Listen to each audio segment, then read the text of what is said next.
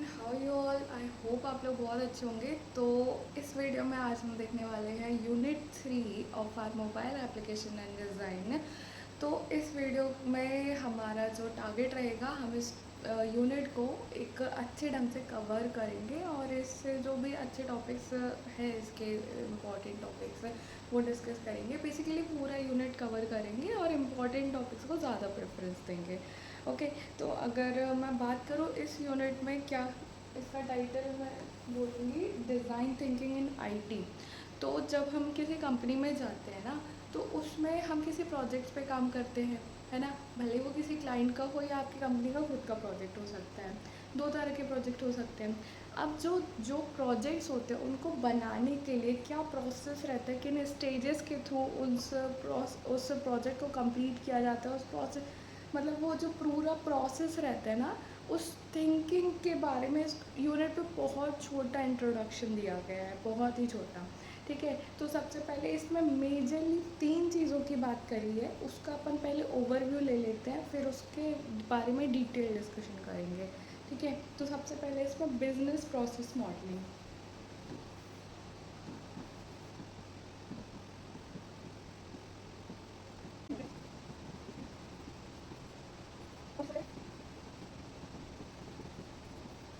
तो देखो, किसी भी प्रोजेक्ट को जब अपन टैकल करते हैं, ठीक है, तो हमें एक टीम के साथ में काम करना पड़ता है। जब हम बड़ी कंपनियों में बड़े प्रोजेक्ट्स पे काम करते हैं, ठीक है, तो उसका एक स्टेप बाय स्टेप अप्रोच होता है, जो कि हमने अपने अजाइल डेवलपमेंट नाम के टॉपिक्स में पहले पढ़ा है, पहले के सेमिस्टर्स में। ठीक है, अजाइल डेवलपमेंट हमें सबको पता है कि उसमें कैसे इटरेटिव प्रोसेस रहता है, तो हम उस पर ज़्यादा नहीं जाएंगे।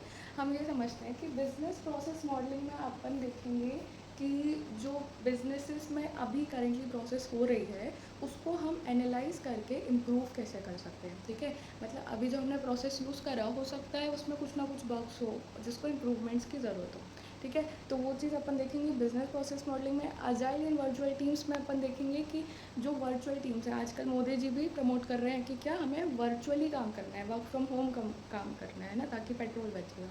तो वो चीज़ अपन देखेंगे किसमें, अजाइल इन वर्चुअल टीम्स में। दूसरा है प्रोटोटाइपिंग। ठीक है, प्रोटोटाइप में मैं अपन को बस, प्रोटोटाइप आपको पता है कि हम पूरा प्रोजेक्ट बनाने से पहले उसका एक प्रोटोटाइप बनाते हैं, मतलब उसका एक डमी। ठीक है, जिस पे अपन टेस्ट करके और फिर इम्प्रूवमेंट कर सकते हैं। ठीक है, अपन ने पिछले सेमेस्टर्स में देखा था, जैसे अगर मैं बात करूँ कि अगर मुझे कोई ऐप बनाना है, ठीक है, तो उसका यूआई का मैं एक प्रोटोटाइप में अपने कॉपी में भी बना सकती हूँ। ठीक है, ताकि मैं सीधा जब उसको अपने HTML पे डिज़ाइन करूँ, है ना, तो उसमें मुझे ज़्यादा टाइम एफर्ट्स जाएगा।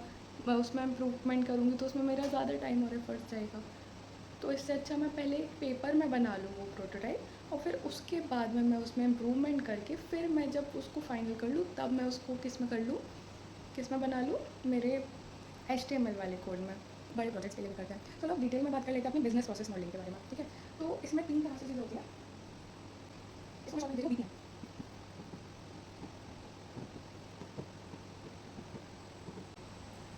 इसमें क्या रहता है कि हमने जैसे बात करी कि हम एक प्रोजेक्ट को, जो अपना करेंट प्रोसेस है, activity of representing process of an enterprise.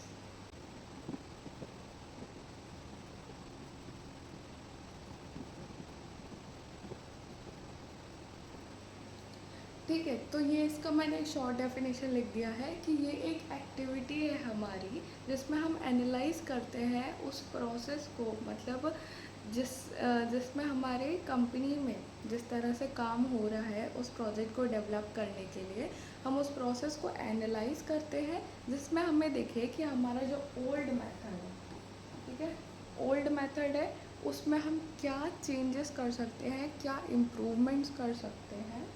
ठीक है,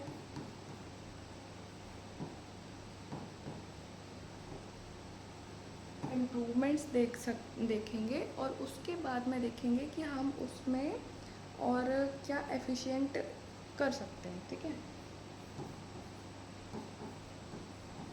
मतलब एक न्यू तरीका जिससे हम उसको और ज़्यादा फास्ट बना सकते हैं, स्केलेबल बना सकते हैं, ताकि हमारी अगर टीम भी हम इंक्रीज़ कर लें, तो हम किस तरह से, मतलब ये सारे जो डिसीज़न है ये हमें तभी तो पता चलेंगे जब हम उसको पूरा प्रोसेस को एनालाइज करेंगे। ठीक, तो बीपीएम के हमने देखा कि हम 3 स्टेजेस करेंगे, ठीक है। 3 स्टेजेस में हम बीपीएम को परफॉर्म करते हैं, जिसको अब अभी जो हमने वर्ड्स में देखा उसी को बस शॉर्ट में कहा जाता है एज इज, इम्प्रूव्ड और टू बी, ठीक है।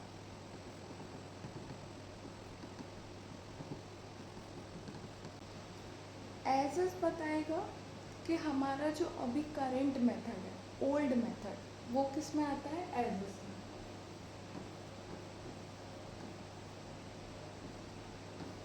इम्प्रूव्ड बता रहा है कि हमें क्या क्या रिक्वायरमेंट्स है चेंज करने के लिए, मतलब क्या जो चीज़ें हैं जो हमें न्यू में नहीं करनी है ना, जो गलतियां हैं वो सारी चीज़ें इम्प्रूवमेंट्स वो हम सेकंड स्टेप में लिखते हैं। और वही हमारा टू बी में रहता है कि हमें क्या क्या चीज़ें हैं जो अब करनी है, ठीक है, वो सारी चीज़ें अपने टू बी में रहती हैं। तो ये हमारे एडवांटेजेस हैं डिज़ाइन थिंकिंग में, ठीक है। ये चीज़ इसमें एक क्वेश्चन दिया जाता है कि how design thinking enhances business process management. तो हम यही पॉइंट्स मेंशन करेंगे कि हमारा जो इस डिज़ाइन थिंकिंग के थ्रू हम क्या कर रहे हैं, इस प्रोसेस में जो बिज़नेस की प्रोसेस है उसको एनालाइज करके हमें इम्प्रूव कर रहे हैं। तो इस प्रोसेस को इम्प्रूव करने से किसको किसको फ़ायदा हो रहा है, पहली चीज़ तो जो प्रोसेस के एग्जीक्यूटर्स हैं, मतलब डेवलपर्स, टेस्टर्स, जो उनकी टीम है ना, जो एक डिज़ाइनर्स की टीम होगी, तो उनको फ़ायदा हो रहा है कि वो जो प्रोसेस है वो एफिशिएंट हो रही है, ठीक है, मतलब और अच्छी प्रोसेस हो रही है, तो उनको ज़्यादा टाइम नहीं लग रहा है, ज़्यादा एफर्ट्स नहीं लग रहे हैं। और दूसरे कौन है, जो हमारे स्टेक होल्डर्स हैं, ठीक है, प्रोडक्ट ओनर्स हैं, उनको फ़ायदा हो रहा है, ठीक है। तो अब इस प्रोसेस का एक फ़्लो होता है जिसको अपन देख सकते हैं, जो आप एग्ज़ाम में भी बना लोगे।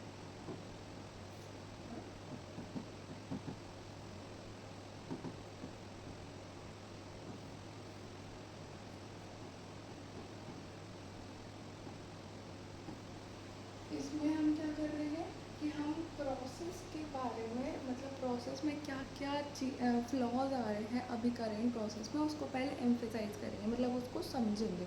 उसके बाद में हम मैप करेंगे एज इज, मतलब इसमें हम देखेंगे कि हमारा जो करंट मेथड है, हमने क्या देखा था कि एज इज क्या बताता है कि अभी हमारा जो करंट मेथड हम फॉलो कर रहे हैं डेवलपमेंट का, वो किस में आ रहा है, हमारे एज इज के अंदर।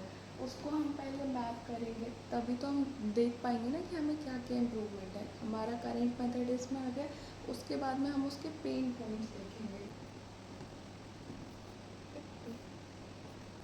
नेक्स्ट होगा हमारा आइडिएट टू बी। अब पहले हमें टीम से डिस्कस करके ये चीज़ें देखनी पड़ेंगी कि अब हमें करना क्या है, आइडिएट करना पड़ेगा, आइडिया लगाना पड़ेगा। तो उसको क्या लिखेंगे,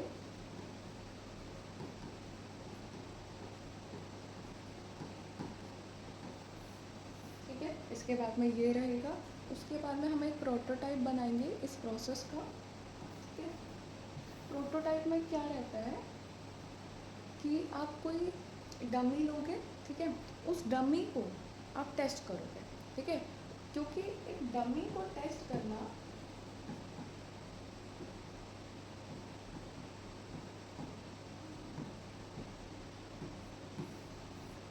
एक डमी को टेस्ट करना और फिर उससे इम्प्रूव करना काफ़ी ज़्यादा एफिशिएंट है एक फाइनल सॉफ्टवेयर को टेस्ट करके फिर उसमें इम्प्रूवमेंट करना, ठीक है। तो आप प्रोटोटाइप करोगे, साथ में टेस्ट करोगे, ठीक है। इसके बाद में आप क्या करोगे, अपना इम्प्लीमेंट कर दोगे,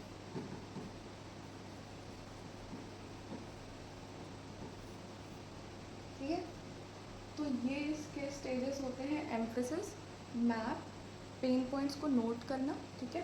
मैप में हम क्या कर रहे हैं, अपनी करंट ओल्ड वाली जो चीज़ें थी उसको अपन मैप कर रहे हैं, मतलब देख रहे हैं कि हम ओल्ड में क्या कर रहे थे, तभी तो एनालाइज कर पाएंगे।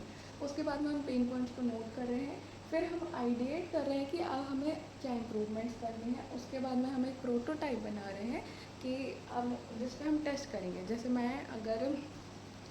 मैंने जो डमी बनाया है वो मैं किसी, मेरा लेट्स से कोई स्टूडेंट मैनेजमेंट पोर्टल है, ठीक है, तो मैं अपने प्रोफेसर को उससे दे दूँगी, ठीक है, मैं बोलूँगी कि प्रोफेसर आप कुछ 10 स्टूडेंट्स को इसमें मैनेज करके देखो, क्या आप इससे एफिशिएंटली कर पा रहे हो, आपको क्या इसमें सजेशंस लग रहे हैं, ठीक है। तो मैं उसको उस डमी को टेस्ट करवा दूँगी, ठीक है।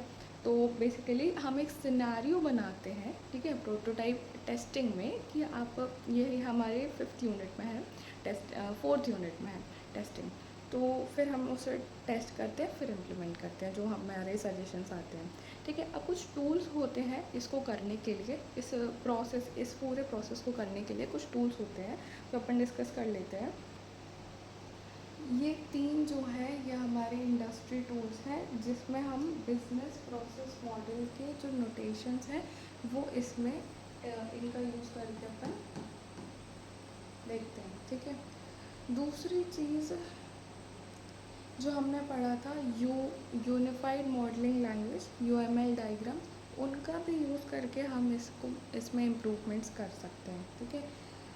दूसरी चीज़ है हम यूआई यूएक्स, मतलब कस्टमर को फेस करते हुए एक यूआई यूएक्स बना सकते हैं, मतलब यूज़र इंटरफेसेस ऐसे बना सकते हैं जो कि एक्ट करेंगे एज आप, जैसे जैसे जैसे हमारे एक्चुअल प्रोडक्ट में चीज़ें होने वाली हैं, हम उसका एक ब्लूप्रिंट बना लेंगे, यूआई यूएक्स बना लेंगे, और फिर उसको टेस्ट करवाएंगे कस्टमर के साथ में। वैल्यू स्ट्रीम मैपिंग,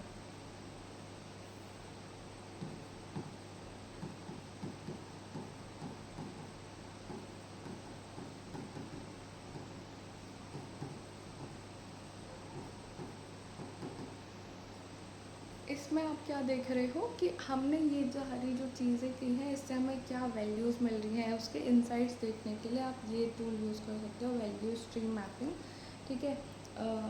इस अ, इससे अपन एंड टू एंड प्रोसेस को रीडिज़ाइन करने में और जो भी चीज़ें हमने करी हैं उसको देखने में ये एफिशिएंट रहता है। अब बात करते हैं हमारे सेकंड टॉपिक के, इस यूनिट के, अजाइल, ठीक है। अब अजाइल क्या होता है, अब आपने अगर पहले पढ़ा होगा वाटरफॉल मॉडल, वाटरफॉल मॉडल के काफ़ी सारे लिमिटेशंस थे, ड्रॉबैक्स थे, जिससे हमने सीखा कि हमारा एजाइल मेथड जो है, एजाइल मेथोडोलॉजी, वो काफ़ी ज़्यादा एफिशिएंट है। वाटरफॉल मॉडल में क्या था, आप पहले पूरा पूरा जो सॉफ्टवेयर है उसे डेवलप कर लोगे, उसके बाद में आपको अगर कुछ इंप्रूवमेंट्स चाहिए, कुछ आपको फीडबैक मिलते हैं, तो आपको फिर से स्क्रैच से, मतलब फिर से फर्स्ट स्टेप पे जाना पड़ता था, ठीक है। मतलब बीच में आप कोई भी इटरेशंस जो है, आप बीच में मतलब पुरानी स्टेप पे आप फिर से नहीं जा सकते, है ना, जब तक आप पूरा कंप्लीट नहीं कर लेते। तो इसीलिए यहाँ पे हमने यूज़ किया अजाइल। अजाइल में क्या होता है, आप इटरेटिव अप्रोच रहता है, मतलब आप हर एक इटरेशन के बाद में, हर एक स्टेप के बाद में आप पुरानी स्टेप पे वापस मूव कर सकते हो। ये चीज़ हमारी अजाइल में बहुत ज़्यादा एफिशिएंट है, और ये अजाइल मेथोडोलॉजी मतलब आपके सारी कंपनियों में बेस जो रहता है, अभी तो और एडवांस हो गया है, पर बेस जो रहता है डेवलपमेंट का वो अजाइल है। तो अजाइल मैनिफेस्टो अगर आप देखना चाहते हो, ठीक है, ये अपने लास्ट यूनिट में पढ़ा था, वो 17 डेवलपर्स ने मिलकर एक मैनिफेस्टो बनाया था कि अजाइल डेवलपमेंट में ये सारी चीज़ें तो होनी चाहिए, ठीक है। वो मैनिफेस्टो आप देख सकते हो, वो 2001 में, अभी इसमें क्या होता है, कैसे होता है, वो तो हम नहीं देखेंगे, पर हम अजाइल मैनिफेस्टो की 4 कोर वैल्यूज़ देख सकते हैं, है ना, मतलब जो बेसिकली वो पूरे 17 पॉइंट्स जो उन्होंने बनाए थे, है ना, उन्होंने काफ़ी सारी पॉइंट्स दिए थे, उसके कोर वैल्यूज़ अपन डिस्कस कर लेते हैं, ठीक है। तो सबसे पहला अजाइल का कोर वैल्यू जो है कि हमें हर एक इंडिविजुअल को उसमें इन्वॉल्व करना है, ठीक है। मतलब कस्टमर से लेके, स्टेक होल्डर से लेके, डेवलपर टीम से लेके, डिज़ाइन टीम से लेके, टेस्ट टीम से लेके, मेंटेनेंस टीम से लेके, हर एक का इन्वॉल्वमेंट इसमें ज़रूरी है। तो फर्स्ट पॉइंट क्या है हमारा, इंडिविजुअल्स एंड इंटरेक्शंस, ये उसका कोर वैल्यू है कि हर एक जो बंदा रहेगा वो इन्वॉल्व रहेगा, ताकि हर किसी का आइडिया, ब्रेन स्टॉर्मिंग राउंड उसमें जो होता है, तो वो उससे हम अपने जो प्रोडक्ट को है और ज़्यादा इन्हेंस कर सकते हैं। ऑब्वियसली कस्टमर्स और जो क्लाइंट्स हैं हमारे, उनका तो इंटरेक्शन रहेगा ही, ठीक है। दूसरा है वर्किंग सॉफ्टवेयर, मतलब हम जो भी कुछ बनाएंगे वो एक वर्किंग सॉफ्टवेयर रहेगा, मतलब अपने क्लाइंट को जो है एक कोड नहीं दे सकते, ठीक है। एक ऐसा डमी वेबसाइट उनको नहीं पकड़ा सकते, डमी वेबसाइट पकड़ाएंगे टेस्टिंग के लिए, ठीक है, प्रोटोटाइप जो अपन बनाएंगे वो, लेकिन मतलब ऐसा नहीं कर सकते अपन कि एक अपन ने डॉक्यूमेंटेशन बना के दे दिया कि इसमें आप बता दो, है ना, मतलब एक डॉक्यूमेंट बनाया कि इसमें हम ये करने वाले हैं, ठीक है, लेकिन अभी किया नहीं है। तो क्लाइंट को कैसे समझ में आएगा कि आप ये चीज़ कर सकते हो, ठीक है। तो अपन एक डॉक्यूमेंट ना पकड़ा के उनको एक वर्किंग सॉफ्टवेयर देंगे, उस पर वो अपने चेंजेस, अपने फीडबैक उसमें बताएंगे, ठीक है। तो ये चीज़ थी। और तीसरा जो सबसे सबसे ज़्यादा मैं मानूँगी, कस्टमर कोलैबोरेशन।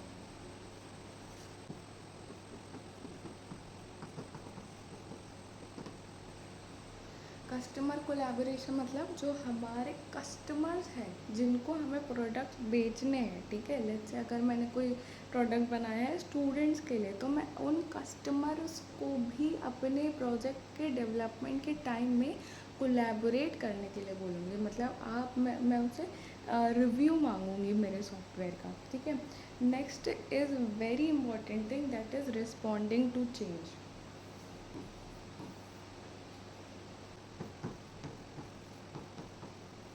अगर मेरे कस्टमर्स हैं, यहाँ से अगर मुझे कोई फीडबैक मिले हैं, तो मुझे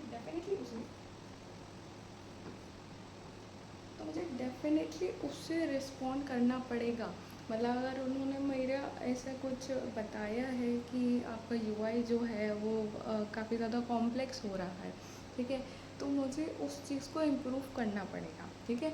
मैं ऐसा नहीं बोल सकती कि ठीक है अभी तो हमारा इनिशियल स्टेज है, अभी तो हमारा क्या है, स्टार्टअप ही है, अभी हमें कोई बहुत ज़्यादा फंडिंग मिली नहीं है, तो अभी हम इसको इतना ही रखेंगे, बाद में हम इस पे काम करेंगे। तो ऐसा नहीं होता है, ठीक है। हमें कस्टमर्स के जो रिस्पॉन्स मिले हैं उनको उन पे काम करना रहता है।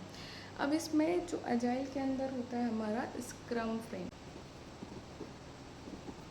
तो स्क्रम फ्रेमवर्क में काफ़ी सारे रोल्स रहते हैं। मतलब इसको अजाइल को करने के लिए हम एक स्क्रम टीम बनाते हैं।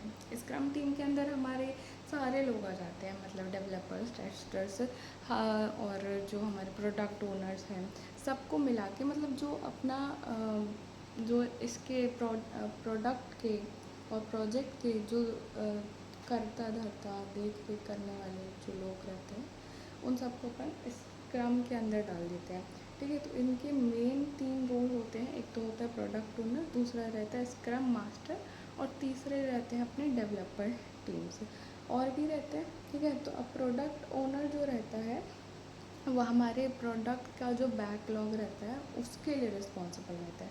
स्क्रम मास्टर क्या करता है, इस पूरे जो हमने स्क्रम की एजाइल की प्रोसेस देखी, ठीक है, उस चीज़ को पूरा एक तरह से मैनेज करता है, ठीक है। और वो एक, मतलब देख रेख करना, ठीक है, बॉस होता है वो एक तरह से। डेवलपर्स टीम्स के अंदर में रहता है, मतलब डेवलपर्स टीम जो रहती है ना, क्रॉस फंक्शनल टीम रहती है। उनको डिज़ाइन टीम के साथ में भी काम करना है, और उनको टेस्टिंग टीम के साथ में भी काम करना है। मतलब डेवलपर्स की टीम्स के पास में क्या रहता है, सब लोगों का कोलैबोरेशन रहता है। तो ये कुछ 3 से 9 लोगों की टीम रहती है, ठीक है।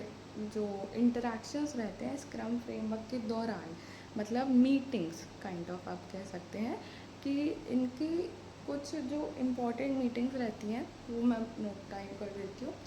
तो सबसे पहले तो स्क्रम जो करने वाले हैं, ठीक है, उसकी प्लानिंग की एक मीटिंग रहेगी।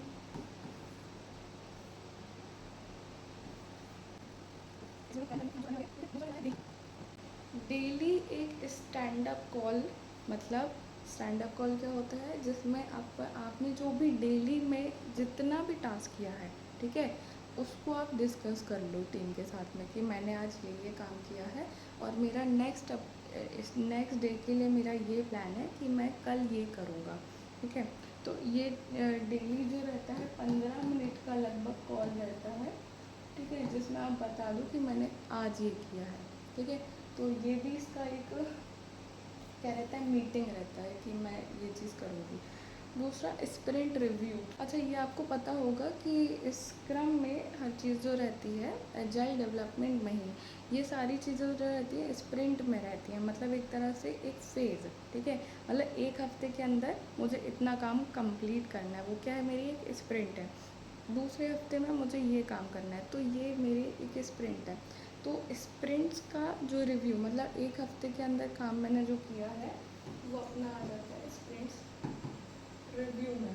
कि इसमें अगर हमारा जो मैनेजर है वो बताएगा कि अरे हमारा काम तो बहुत स्लो चल रहा है, अगर हम इसी स्पीड से काम करेंगे तो फिर हम डेडलाइन कैसे मैनेज कर पाएंगे, ठीक है। और इसमें हम ये चीज़ें देखते हैं कि क्या बहुत अच्छा हुआ, क्या इम्प्रूव करा जा सकता है, और क्या है जो हमें बाद में नहीं करना है, ठीक है। जो अभी हमें बाद अभी से बंद कर दो, अभी तक अगर हम कर रहे थे तो उस चीज़ को बंद कर दो और आगे नहीं करेंगे। और तीसरी चीज़ जो हमें स्टार्ट करना है रेट्रोस्पेक्टिव में, मतलब हम पूरा स्पेसिफिकेशन लेते हैं कि अब हमें आगे क्या करना है। वॉट वेंट, मतलब मैं लिख देती हूँ इसमें पे। रेट्रोस्पेक्टिव में हम क्या देखते हैं, क्या सबसे अच्छा किया हमने, ठीक है, क्या अच्छा था और क्या बुरा था, ठीक है, क्या हमें अभी से स्टॉप कर देना है और क्या अभी से हमें स्टार्ट कर देना चाहिए। वो सारी चीज़ें हमारी किसके अंदर आ जाती है, रेट्रोस्पेक्टिव के अंदर। तीसरा फिफ्थ होता है बैकलॉग रिफाइनमेंट।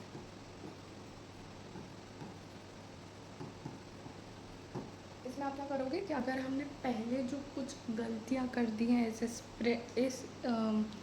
इस दौरान, मतलब इस स्प्रिंट में, तो मैं उसको कैसे फ्यूचर में क्लैरिफाई कर पाऊँगा, वो मैं किसमें करती हूँ, बैकलॉग रिफाइनमेंट। अगर आप इतने एग्ज़ाम में ये 5 पॉइंट मेंशन कर दिए ना तो बहुत बढ़िया नंबर ले आओगे, ठीक है। अब जो हमारा एजाइल डेवलपमेंट है, इसको हम देख रहे हैं कि हम एजाइल डेवलपमेंट वर्चुअल टीम्स के साथ में कैसे कर सकते हैं। जैसे अगर मेरा करेंट टीम जो है वो मैं मेरे ऑफिस में बुला के कर रही हूँ, तो उनको तो मैं हर चीज़ एक एक बार ये सारी मीटिंग्स में करवा दूँगी कि नहीं आपको आना है, आज हमारी ये मीटिंग है, तो उनको तो मैं करवा सकती हूँ। लेकिन जो हमारी वर्चुअल टीम है, जो अलग अलग जगह बैठी है, कोई हैदराबाद में है, कोई बैंगलोर में है, कोई यूएस में है, तो उनके साथ में मैं कैसे कनेक्ट करूँगी, तो उसके लिए कुछ चीज़ें रहती हैं। जैसे अजय, जो चीज़ हमने यहाँ पे करी है वही होने वाला है। पहले तो प्लानिंग, ठीक है,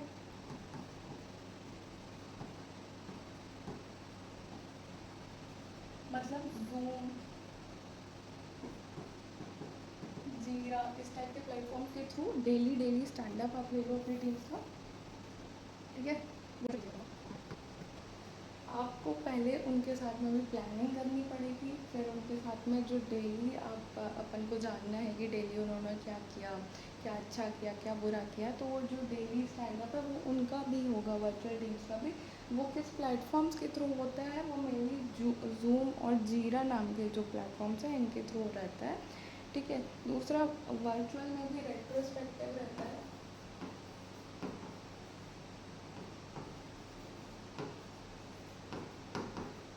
रेट्रोस्पेक्टिव देखा हमने इधर पे भी, जो हमारी ट्रेडिशनल टीम्स रहती है ऑफिस में, उनके लिए भी काफ़ी ज़्यादा इम्पोर्टेंट रहता है, साथ में वर्चुअल टीम्स के लिए भी रहता है। आखिर उसमें देखो कितना कुछ है, हमें क्या क्या रखना है, क्या ख़त्म करना है, क्या स्टार्ट करना है, तो ये काफ़ी ज़्यादा इम्पोर्टेंट पॉइंट है, ठीक है। आपकी जो सारी चीज़ें आप वर्चुअली करने वाले हो, ठीक है, उन सारी चीज़ों को मैनेज करने के लिए काफ़ी सारे टूल्स रहते हैं, जो जैसे कि अपना जूम और ज़ीरा अपन ने डिस्कस किया, ये इसमें अपन कैसे करते हैं, इसमें अपन टीम्स की मीटिंग कर पाते हैं, ठीक है। तो इस तरह के कुछ जो टूल्स रहते हैं, जैसे ट्रेलो हो गया, लीनियर, असाना, तो ये सारे बस टूल्स हैं कानबान में, और कुछ नहीं है। इसमें आप बैकलॉग्स, प्रोग्रेस, रिव्यू, डन, ये सारी चीज़ें आप इजीली मैनेज कर पाते हो, ठीक है। चलो अब बढ़ते हैं हमारे next part of the unit में, that is scenario based prototype. जैसे हमने पहले डिस्कस कर लिया था कि हमें मतलब एक डमी के ऊपर टेस्ट करना है, प्रोटोटाइप के ऊपर। डमी कौन है, अपना प्रोटोटाइप, उसके ऊपर हम टेस्ट करेंगे, ठीक है। इसमें हम इसका अगर आप डेफिनेशन लिखना चाहो तो ऐसे लिख सकते हैं, building and evaluating prototypes with in a specific real world use case scenario. एक सिनेरियो हम लेंगे, जैसे कि अगर मैंने कोई सॉफ्टवेयर बनाया है जो कि किसी इमरजेंसी के लिए है, ठीक है, मेडिकल इमरजेंसी की, कोई भी इमरजेंसी है। अब अगर मैं उसे टेस्ट करना चाहती हूँ, मैंने एक सिनेरियो ले लिया, ठीक है, कि अगर मैं कोई स्कूल स्टूडेंट हूँ, ठीक है, तो तब मैं उसको कैसे यूज़ कर सकती हूँ, या जब मैं ट्रैवल कर रही हूँ, मैं कोई स्टूडेंट हूँ या मैं कोई वर्किंग वूमेन हूँ, ठीक है, और मैं ट्रैवल करते टाइम मुझे अचानक से कोई हार्ट इशू आ गया, ठीक है, मतलब कुछ भी हो गया, ठीक है, तो तब मैं उस सॉफ्टवेयर को कैसे यूज़ करूँगी वाइल ट्रैवलिंग, ठीक है। तो ये सारी जो एक ऐसे एग्जांपल मैं बता रही थी कि हम एक सिनेरियो बनाते हैं, ठीक है, उस चीज़ को अपन कहते हैं सिनेरियो बेस्ड प्रोटोटाइपिंग, मतलब अपने प्रोटोटाइप को सिनेरियो के ऊपर टेस्ट करना, ठीक है। तभी तो हमें पता चलेगा कि हमारी ऐसे हमें क्या मिलता है कि एक तो नॉर्मली हमारा जो प्रोडक्ट है, ठीक है,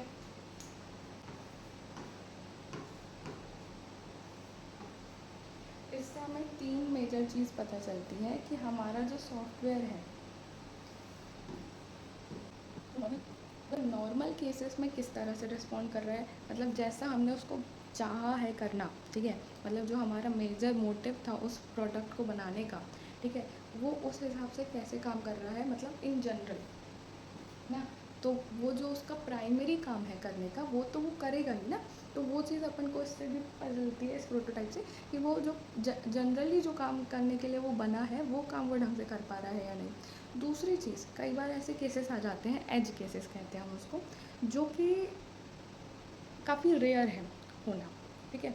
ऐसे जो रेयर केसेस हैं उनको अपन कहते हैं एज केसेस।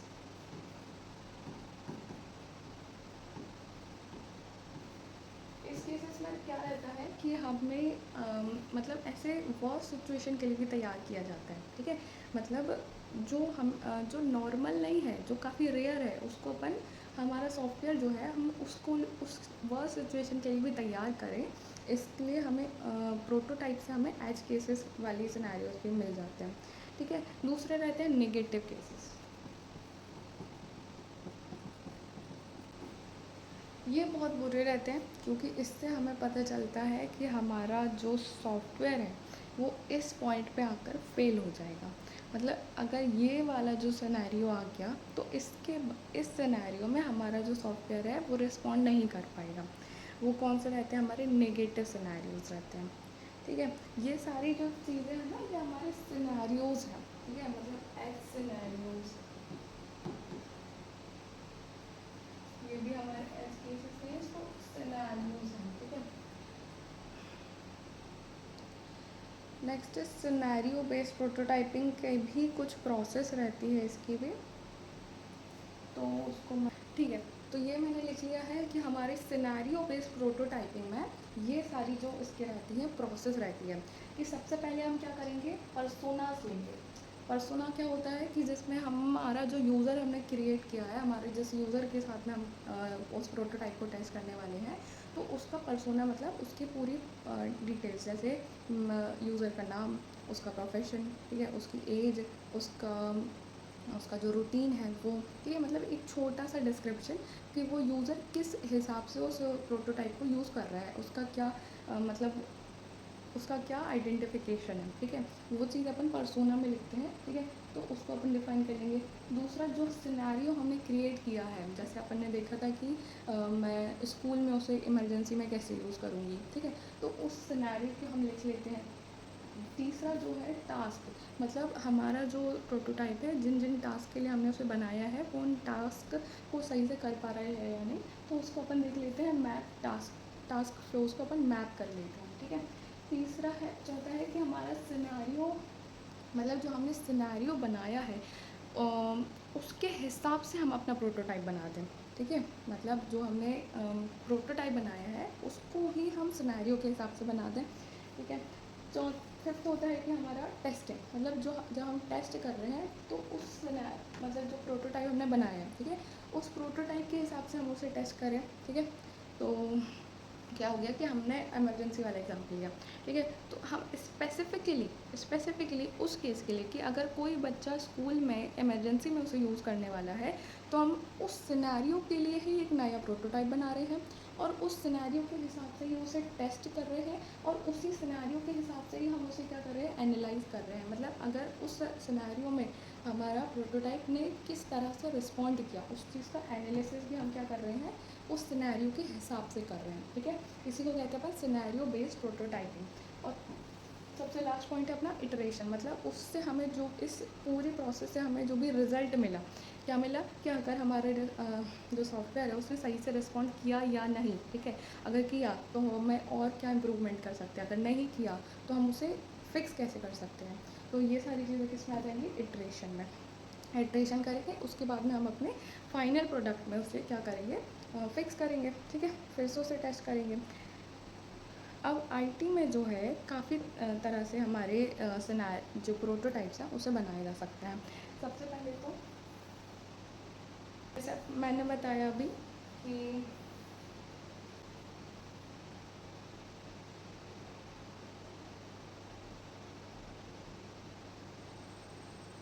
जैसे अपन ने देखा कि हम स्कूल वाला जो हमने एग्जांपल लिया, तो वो हमने क्या बनाया, एक यूज़र की स्टोरी बनाई कि हमारा एक स्कूल का बच्चा है, वो इमरजेंसी में उसे यूज़ कर रहा है। तो उससे भी हम कहते हैं मतलब सिनेरियो बेस्ड प्रोटोटाइपिंग के ही अंदर ही आता है। ठीक ठीक है, तो हमने जो यूज़र की स्टोरी बनाई है उस स्टोरी को फिर हम मैप करेंगे कि उस स्टोरी के साथ में हमारा जो प्रोटोटाइप है वो किस तरह से वर्क किया। ठीक है, तो यूज़र स्टोरी मैपिंग करके भी इसका क्या रहता है, एक यूज़ केस रहता है सिनेरियो बेस्ड प्रोटोटाइपिंग का। ठीक है, दूसरा तरीका इसका होता है स्टोरी बोर्डिंग।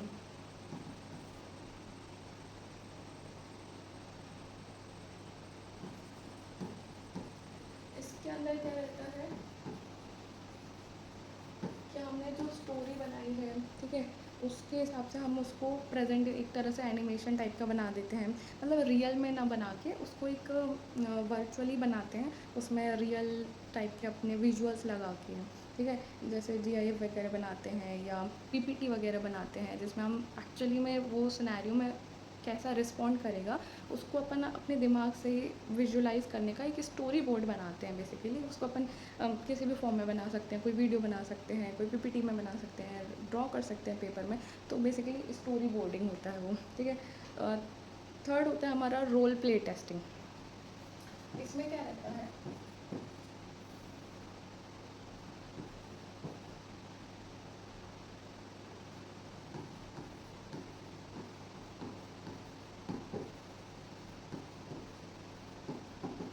जो हमने अभी बात करी स्कूल का बच्चा है ना, तो स्कूल का बच्चा कौन बन जाएगा, हमारे जो टीम है उन टीम मेंबर्स में से ही कोई उस सिनेरियो को परफॉर्म करेगा। मतलब एक्चुअली में हम स्कूल के बच्चे के पास में जाने से अच्छा है जो हमारी टीम है उन्हीं के साथ में हम एक तरह से ड्रामा क्रिएट करते हैं कि अगर मैं उस सिचुएशन में होती, मैं अपने आप को उस सिचुएशन में रख के और फिर मैं उधर पे हमारा सिनेरियो क्रिएट कर रही हूँ, सिनेरियो बेस्ड टेस्टिंग कर रही हूँ। ठीक है, और थर्ड है अपना क्लिकेबल सिनेरियो फ्लोज। फोर्थ है ये हमारा, मतलब हम फिग्मा वगैरह का यूज़ करके। ठीक है, फिग्मा क्या होता है, हमारा डिज़ाइंस बनाने के लिए टूल होता है, जिसमें हम अपने यूज़र इंटरफेसेस जो रहते हैं उसको डिज़ाइन करते हैं। तो हमें क्या देखा कि इसमें अपन क्लिकेबल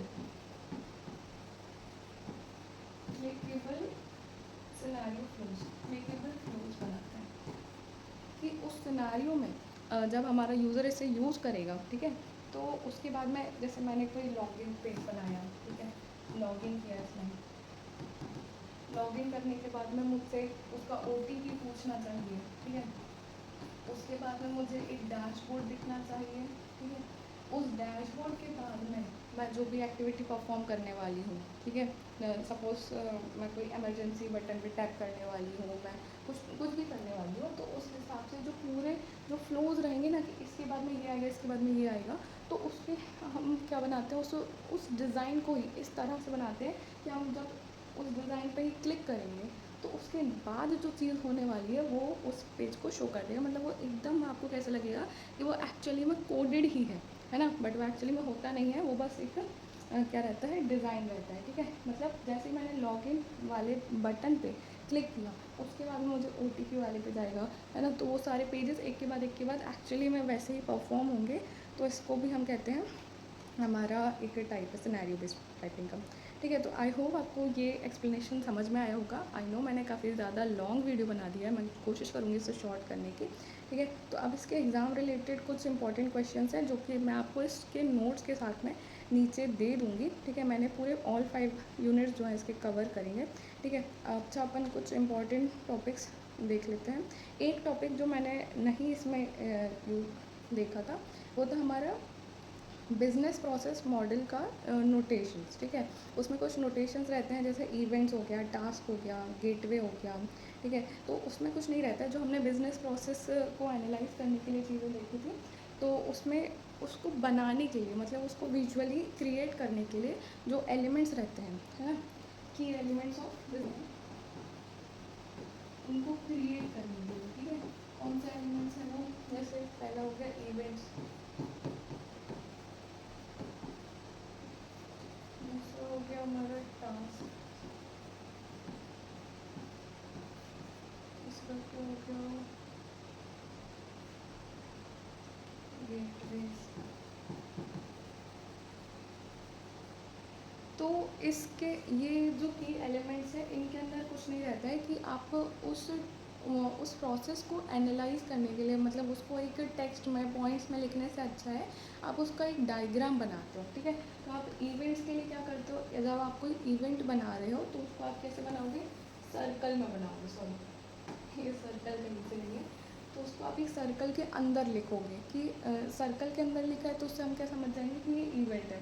अगर मैं कोई टास्क बना रही हूँ तो टास्क को मैं कैसे बनाऊँगी, राउंडेड रेक्टेंगल से बनाऊँगी। राउंडेड रेक्टेंगल क्या होगा मेरा, इस तरह से होगा, है ना, मतलब ये इसके जो एजेस हैं ये राउंडेड रहेंगे। ठीक है, और तीसरा है हमारा गेटवे, मतलब अगर जो इफ एल्स वाली कंडीशंस रहती है ना, उस टाइप की चीज़ें जो रहती हैं कि अगर यूज़र ने इधर पे क्लिक किया तो मुझे इधर जाना है, अगर यूज़र ने बोला कैंसिल तो कैंसिल करेगा तो मुझे इधर जाना है, तो वो चीज़ रहती है हमारी गेटवे। तो उस गेटवे को अपन कैसे रिप्रेजेंट करते हैं, डायमंड। अब इस तरह के और भी एलिमेंट्स हैं, अगर आपको आप उसे सर्च करोगे तो आपको मिल जाएगा काफ़ी ईजी। 3-4 ही हैं और वैसे ये इतना इम्पोर्टेंट नहीं था, तो ये मैंने बस स्किप किया था इसमें। इस वीडियो में इतना ही रखते हैं। आई होप आपको ये चीज़ें समझ में आई होंगी। आई नो मैंने काफ़ी सारी मिस्टेक्स भी करी होंगी इसमें, तो प्लीज़ मुझे फॉरगिव कर देना। और आपको जो भी लगता है कि मैंने ये मिस्टेक्स करी है तो आप प्लीज़ उसे कमेंट में बताना, कुछ सजेशंस बताना, मैं उसे कैसे इम्प्रूव कर सकती हूँ। ठीक है, तो मैंने कोई टॉपिक भी मिस कर दिया उस यूनिट से तो वो भी आप प्लीज़ बता देना, और नेक्स्ट आप क्या पढ़ना चाहते हो वो भी बता देना। तो चलो मिलते हैं अपने नेक्स्ट वीडियो में। Thank you so much for watching. Thank you so much. See you in the next video.